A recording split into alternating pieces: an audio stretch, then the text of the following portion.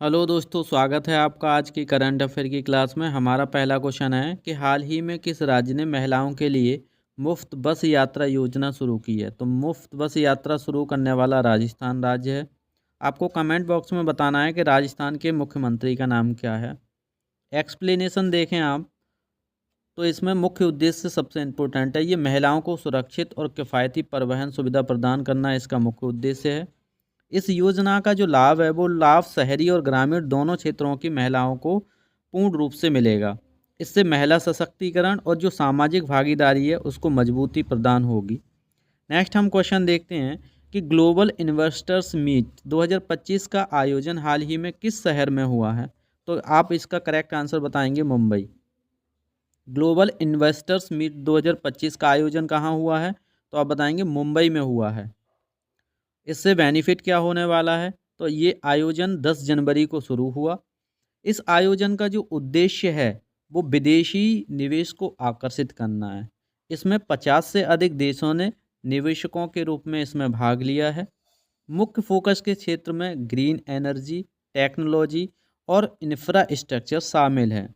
इससे जो हमारी भारतीय जीडीपी है इसमें मजबूती आएगी। नेक्स्ट क्वेश्चन देखते हैं कि भारतीय सेना ने किस दिन आर्मी डे 2025 की शुरुआत की है। तो आर्मी डे की परेड की जो शुरुआत है वो 10 जनवरी से की गई है। कब से? 10 जनवरी से। तो आप बताएंगे कि आर्मी डे हम मनाते कब हैं। तो करेक्ट आंसर, हम 15 जनवरी को आर्मी डे मनाते हैं। अब एक्सप्लेनेशन देखते हैं। इस दिन सेना के वीरता पुरस्कार और विजेताओं को सम्मानित किया जाता है। मुख्य कार्यक्रम दिल्ली और कई अन्य सैन्य छावनियों में आयोजित होगा और इसमें भारतीय जो सेना है उसकी नई तकनीकी और रणनीतियों का इसमें प्रदर्शन किया जाता है।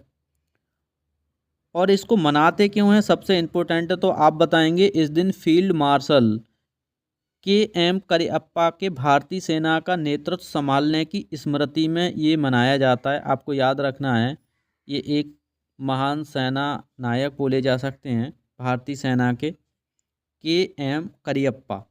नेक्स्ट हमारा क्वेश्चन है कि विश्व बैंक ने 2025 में भारत की अनुमानित जीडीपी वृद्धि दर कितनी बताई है। तो करेक्ट आंसर है हमारा 6.5। तो विश्व बैंक के द्वारा भारतीय जीडीपी वृद्धि दर कितनी अनुमानित की गई है? 6.5%। नेक्स्ट हम क्वेश्चन देखते हैं कि भारत ने हाल ही में किस तकनीकी पर आधारित नए ड्रोन लॉन्च किए हैं। तो भारत के द्वारा आर्टिफिशियल इंटेलिजेंस पर आधारित नए ड्रोन लॉन्च किए गए हैं। ये ड्रोन आर्टिफिशियल इंटेलिजेंस पर आधारित हैं और इनका जो कार्य है वो है सीमा पर निगरानी करना और आपदा प्रबंधन करना।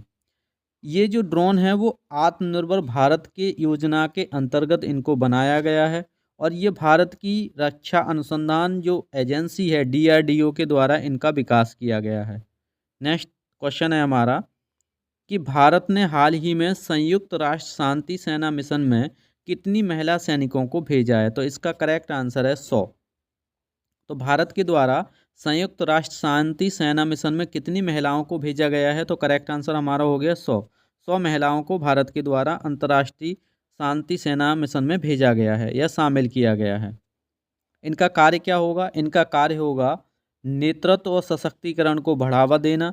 साथ ही जो अफ्रीका में क्षेत्र, याद रखना है, अफ्रीका में जो संघर्षग्रस्त क्षेत्र हैं वहाँ इनकी तैनाती की जाएगी। और भारत संयुक्त राष्ट्र शांति मिशन में सबसे अधिक योगदान देने वाले देशों में शामिल है। इसका जो उद्देश्य है, इस पहल का उद्देश्य है लैंगिक समानता को प्रदर्शित करना या दर्शाना। इसी के साथ हमारा नेक्स्ट क्वेश्चन है कि टेस्ला ने भारत में अपना पहला मैन्युफैक्चरिंग प्लांट किस राज्य में स्थापित करने की घोषणा की है। तो टेस्ला के द्वारा अपना मैन्युफैक्चरिंग प्लांट है वो कर्नाटक राज्य में स्थापित करने की घोषणा की गई है। इसके द्वारा क्या होगा? इसके द्वारा रोजगार के अवसर प्रदान होंगे। तो इसमें 10,000 से अधिक रोजगार के अवसर यहाँ पैदा हो सकते हैं। साथ ही ये भारत की मेक इन इंडिया पहल को समर्थन भी देगा। यह जो प्लांट है 2026 तक अपना उत्पादन शुरू कर सकता है। और आपको पता है कि टेस्ला कैसा ब्रांड प्रोड्यूस कर रहा है अभी? ये इलेक्ट्रिक जो वाहन होते हैं उनको क्या कर रहा है? बनाने का प्लांट स्थापित कर रहा है। नेक्स्ट हमारा क्वेश्चन है कि भारत ने हाल ही में अंतरिक्ष में कौन सा सौर ऊर्जा संचालित उपग्रह लॉन्च किया है? तो करेक्ट आंसर है हमारा सूर्य प्रभाव फर्स्ट। सूर्य प्रभाव फर्स्ट को भारत के द्वारा अंतरिक्ष में लॉन्च किया गया है और ये कैसा है? ये सौर ऊर्जा संचालित उपग्रह है। ये सूरज से जो रोशनी आती है उसी से ऊर्जा को ग्रहण करेगा और संचालित करेगा। इसे इसरो द्वारा लॉन्च किया गया है। इसका मुख्य उद्देश्य ऊर्जा कुशलता और पर्यावरणीय अध्ययन करना है।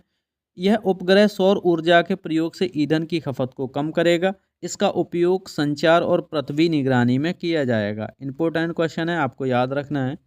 नेक्स्ट है, बहुत इंपॉर्टेंट क्वेश्चन है ये। यूनेस्को ने हाल ही में भारत के किस शहर को साहित्य शहर घोषित किया है? तो करेक्ट आंसर हमारा वाराणसी।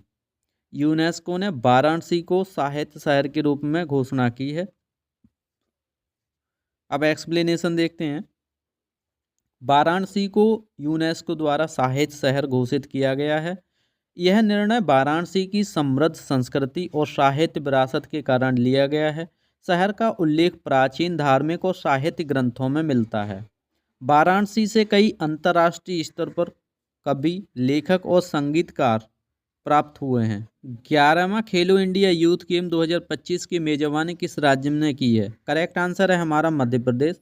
मध्य प्रदेश के द्वारा खेलो इंडिया यूथ गेम 2025 की मेजबानी की जा रही है। आपको कमेंट बॉक्स में बताना है कि सोया प्रदेश किस राज्य को कहा जाता है। तो खेलो इंडिया यूथ गेम 2025 की मेजबानी मध्य प्रदेश के द्वारा की जा रही है। यह 11वां संस्करण है, आपको याद रखना है। और इसका आयोजन इंदौर, भोपाल सहित विभिन्न शहरों में किया जाएगा।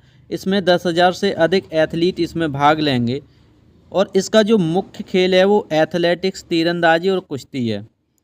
आखिर हम खेलो इंडिया यूथ गेम क्यों आयोजित करते हैं? तो आप बताएंगे। इसका जो उद्देश्य है वो युवा प्रतिभा को बढ़ावा देना है।